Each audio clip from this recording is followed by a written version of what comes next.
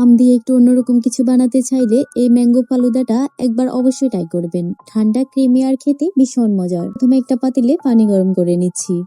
পানি ফুটে উঠলে আগে থেকে ভিজিয়ে রাখা সাবুদানা দিয়ে দিব। সাবুদানা একদম স্বচ্ছ হয়ে আসা পর্যন্ত সেদ্ধ করে নিব। সাবুদানা হয়ে গেলে একটা ছাঁকনিতে ঢেলে ঠান্ডা পানি দিয়ে ভালো করে ধুয়ে নিব। এখন ফালুদার জন্য দুধটা তৈরি করে নিব। একটা পাতিলে হাফ লিটার লিকুইড মিল্ক নিয়ে নিচ্ছি। এতে 1 কাপ কনডেন্সড মিল্ক আর 1 কাপ গুঁড়ো দুধ দিয়ে সবকিছু ভালো করে মিশিয়ে কয়েক মিনিট জাল করে নিব। এরপর 1 চামচ কাস্টার্ড পাউডার অল্প লিকুইড মিল্কের সঙ্গে গুলে দুধে দিয়ে দিব। এখন নাড়তে নাড়তে আরো কিছুক্ষণ জাল করে নিব যাতে দুধটা হালকা ঘন হয়ে আসে। এরপর আগে থেকে সিদ্ধ করে রাখা সাবুদানা দিয়ে আরো 2 থেকে 3 মিনিট জাল করে চুলা বন্ধ করে দিব। এবার দুধটা পুরোপুরি ঠান্ডা করে নিতে হবে।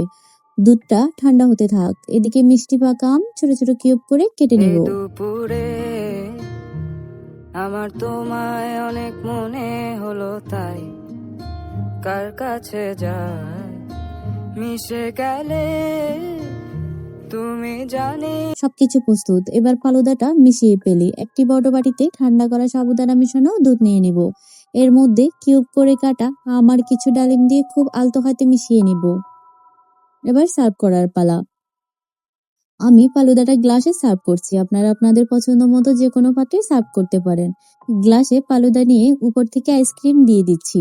আরো কিছু আমের টুকরো আর ডালিম দিয়ে সাজিয়ে নিব। ব্যাস, একদম ঠান্ডা ঠান্ডা ক্রিমি আর আমের স্বাদে ভরপুর ম্যাঙ্গো ফালুদা তৈরি। এই গরমে পরিবারের সবাইকে চমকে দেওয়ার জন্য এতটুকুই যথেষ্ট।